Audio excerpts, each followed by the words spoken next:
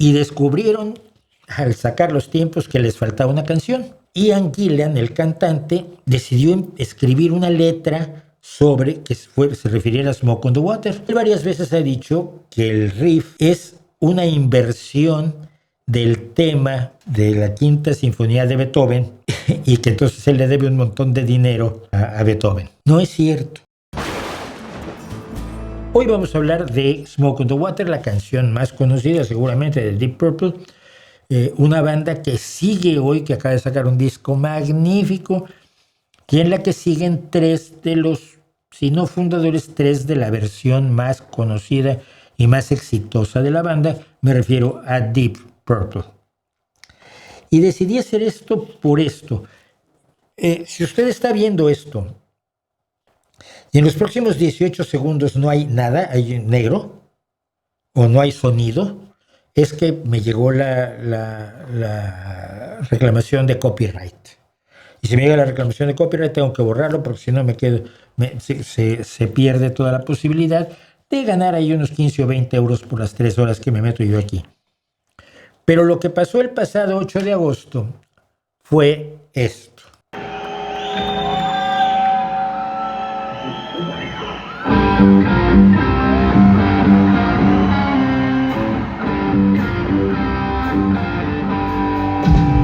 Eso que acaban ustedes de escuchar es a Ritchie Blackmore tocando probablemente el riff más conocido de la historia del rock, creado por él.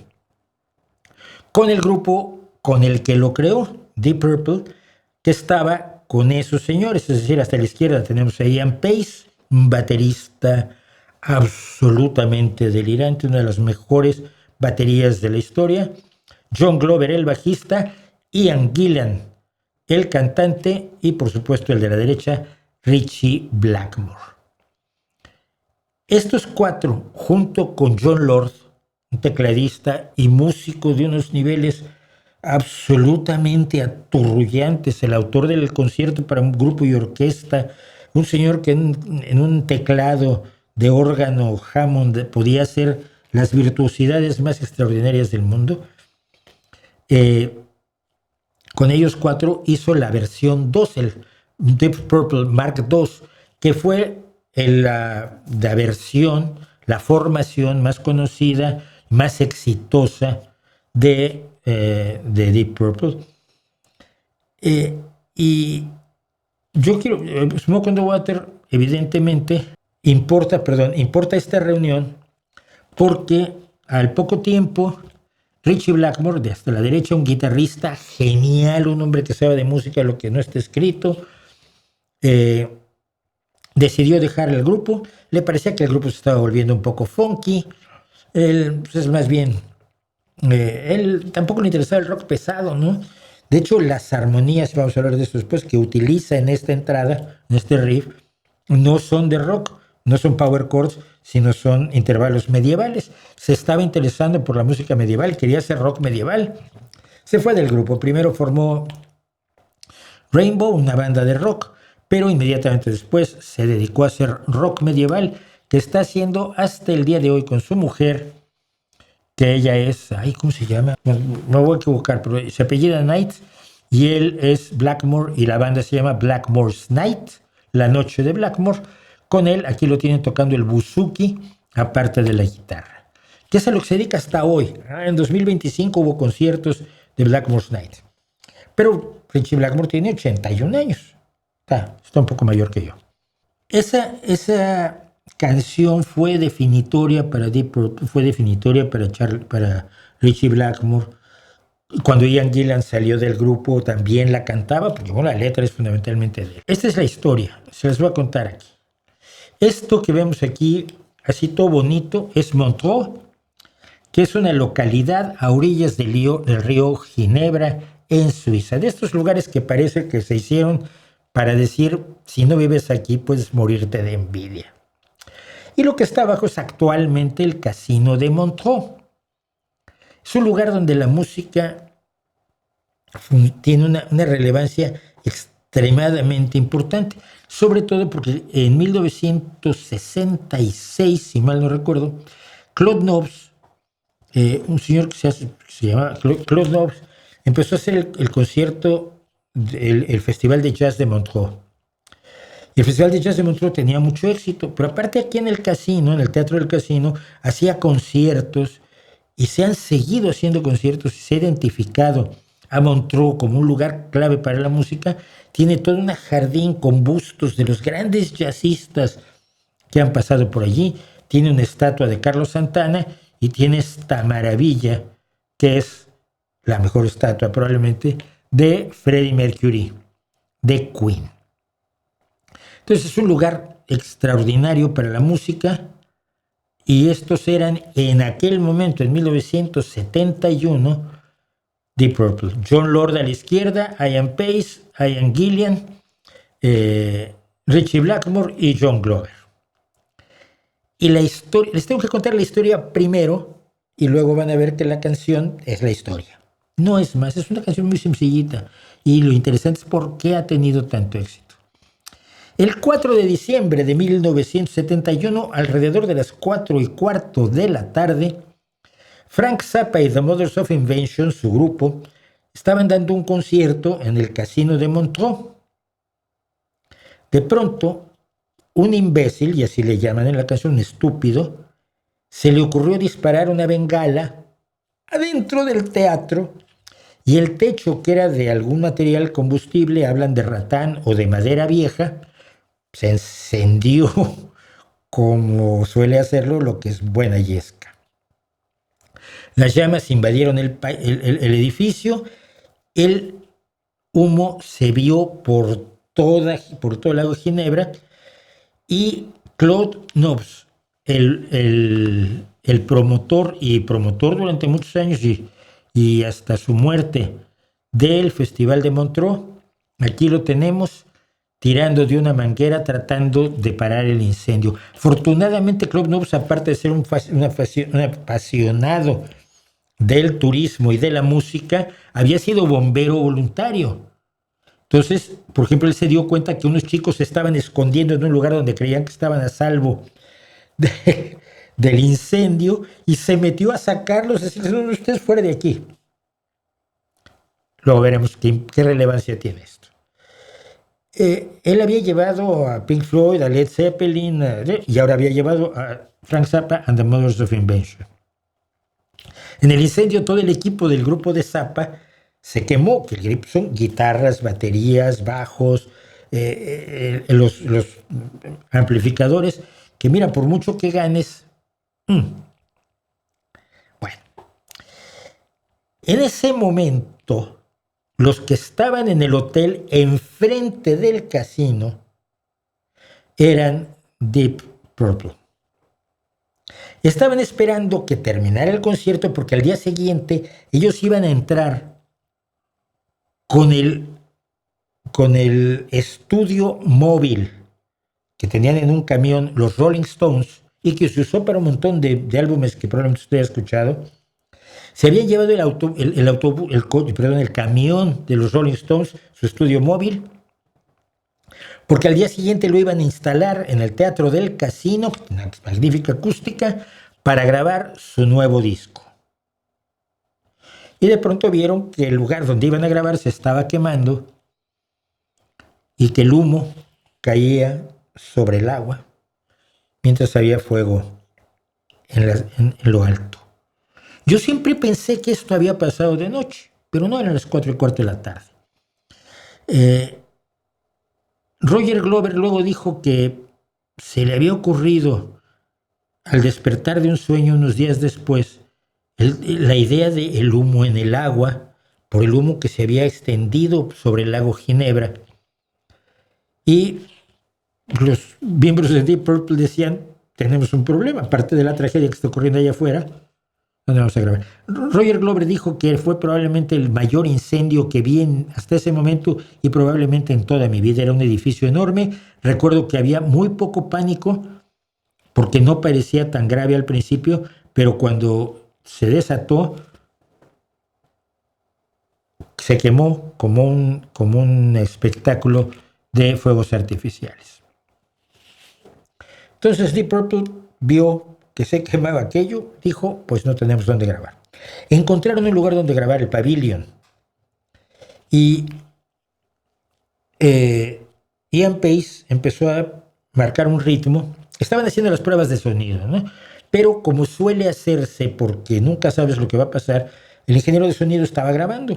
Como le decían, pon la luz roja. Se dice, pon la luz roja, tú ponte a grabar lo que pase en el estudio. Total, si no vale, se regrababan las cintas. Entonces, el ingeniero se puso a grabar, Ian Pace se puso a dar un ritmo, y a Ritchie Blackmore se le ocurrió el riff que acabamos de escuchar, y empezaron a tocarlo y a hacer un jam sobre eso. Como no sabían exactamente qué era, pues le pusieron cosa número 1. Pero mientras estaban haciendo la cosa número 1, llegó la policía y dijo: los vecinos se están quejando por el ruido. No es ruido, señor, es música. Fuera. Entonces tuvieron que desmontar el estudio del Pavilion y llevarlo al Grand Hotel de Territet, donde grabaron casi todo el álbum. Llevaban las canciones preparadas, llevaban todo preparado para el álbum, porque la compañía de... Aquí uno piensa que hay mucho dinero cuando hay mucho dinero en las bandas de rock. Para la compañía estos no son unos genios de la música, no son los que expresaron momentos terribles de la historia como Child in Time en contra de la guerra, no son los representantes de una generación como la mía, son un poco mayores que yo, pero hablaban de mi generación. No, son los señores que dejan dinero y les asignas un presupuesto, y con ese presupuesto tienen que vivir, y el disco lo tienen que acabar tal día porque queremos sacarlo tal otro día. Entonces, bueno, finalmente se pusieron a grabar a toda la velocidad que pudieron y descubrieron al sacar los tiempos que les faltaba una canción. Pero pues, estaba el riff, la cosa número 1 de la prueba de sonido, y resultó que cuando Roger Glover había dicho haber soñado el título Smoke on the Water, Ian Gillan, el cantante, decidió escribir una letra sobre que se refiriera a Smoke on the Water, letra que, con añadidos y correcciones del resto de la banda, se convirtió en la canción que grabaron cuando ya estaban al borde del tiempo, y cuando necesitamos otra canción, pues tenemos eso, vamos a grabarlo. Total, no pasa nada. Nunca creyeron que fuera un éxito, ni cosa por el estilo. Leyendas sobre el riff, esto tengo que contarlo. Ritchie Blackmore, que además de ser un sujeto bastante problemático y conflictivo, es un genio de la música, es un tipo poco serio. Y él varias veces ha dicho que el riff de Smoke on the Water es una inversión del tema de la Quinta Sinfonía de Beethoven, y que entonces él le debe un montón de dinero a Beethoven. No es cierto. Los músicos, los que saben de música, saben que no. Las notas de Beethoven son sol, sol, sol, si bemol, para abajo. Y lo que hace la introducción del riff de Ritchie Blackmore es sol, si menor, do. Digo, si bemol, do. Pam, pam, pam. Va subiendo, en vez de bajar como baja la quinta de Beethoven. Soy muy desafinado, ustedes me perdonan, ¿no? Es un mito que le gusta contar a Ritchie Blackmore y que muchos se han tragado, hasta que si vas y le preguntas a los que saben, dicen, no. Ahora ellos no esperaran, decíamos, que la canción fuera un éxito, pero el sencillo llegó al número 4 en los Estados Unidos en 1973. El disco en el que salió esto, que fue por supuesto Machine Head, uno de los mejores discos de Deep Purple, salió en 1972. ¿Por qué tiene tanta relevancia hoy esa canción? El riff creo que es evidente, se lo sabe todo el mundo. Creo que solo hay otro riff muy posterior que tenga esa fuerza, que es el de Seven Nation Army, canción de la que ya hablamos aquí, ya contamos esa canción aquí. Si la quieren ir a oír, pues muy interesante. Si ustedes creen que abre con bajo, no abre con un bajo. Vean por qué. Entonces,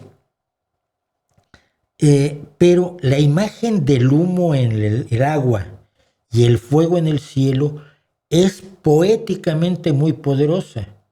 Y entonces la gente le gusta esto, aunque no sepa inglés, porque sabe que smoke on the water es humo en el agua y fuego en el cielo, y el resto de la letra, pues el resto de la letra dice esto. Todos venimos a Montreux, sobre la orilla del lago Ginebra, para grabar discos con un equipo móvil. No teníamos mucho tiempo. Insisto, la disquera no tiene esas Deep Purple que podemos tener nosotros, ¿no? Es cuando entra Ian Pace tocando la batería.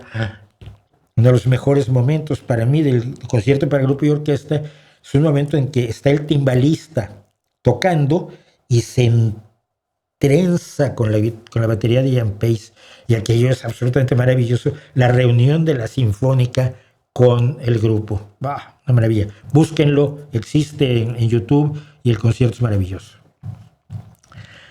Está contando lo que yo les acabo de contar. Frank Zappa y The Mothers estaban en el mejor lugar que había, ¿no? En el mejor sitio de la zona. Pero un estúpido con una bengala quemó el sitio hasta el suelo, hasta los cimientos. Y entonces, pues, humo sobre el agua, un fuego en el cielo. Yo siempre he tenido la duda si, por como canta Ian Gillan, si dice a fire in the sky o dice fire in the sky, y suena como si hubiera una A allí. Yo lo estoy traduciendo porque las letras que me encontré dicen a fire in the sky, un fuego en el cielo, pero yo nunca lo pensé así, siempre pensé en humo en el agua, fuego en el cielo. Humo sobre el agua, fuego en el cielo. Quemaron toda la casa de apuestas, murió con un ruido espantoso. Funky Claude, el promotor Claude, al que llamaban Funky Claude, entraba y salía corriendo sacando chicos del lugar, más que niños, chicos, porque eran los adolescentes jóvenes que habían ido a oír a Frank Zappa y Mothers of Invention. Cuando todo terminó, tuvimos que buscar un lugar, pero el tiempo suizo se nos estaba acabando. Parecía que íbamos a perder la carrera con la disquera. Y nuevamente, humo sobre el agua, un fuego en el cielo. En el cielo es la única vez que se hace el eco, la llamada y respuesta muy del blues. Fire in the sky, fire in the sky. Smoke on the water, burning down. Humo sobre el agua, ardiendo hasta el suelo. Terminamos en el Grand Hotel. Estaba vacío, frío y desolado o desnudo. Pero la cosa con el camión de los Rolling Stones justo afuera, es decir, la cosa con el camión era ese equipo, ese estudio móvil de los Rolling Stones, haciendo nuestra música allí. Con unas cuantas luces rojas, unas cuantas camas viejas, creamos un sitio donde sudar. Sudar porque también es trabajo lo que hace esta gente, no lo olvide usted. Sin importar lo que saquemos de esto, lo sé que jamás lo olvidaremos. Smoke on the water, a fire in the sky, humo sobre el agua, un fuego en el cielo, humo sobre el agua. La canción es por un lado relata un hecho histórico de gran relevancia, musicalmente para el mundo de la música, ¿no? Por otro lado, tiene uno de los mejores riffs de la historia y tiene una progresión que a mí me parece mágica, en la que da bastante igual la letra, ¿no? La canción en este sentido es bastante más que la letra, es lo que te inspira al oírla, y lo que te inspira, por supuesto, al oír, ojalá y no corten todo esto.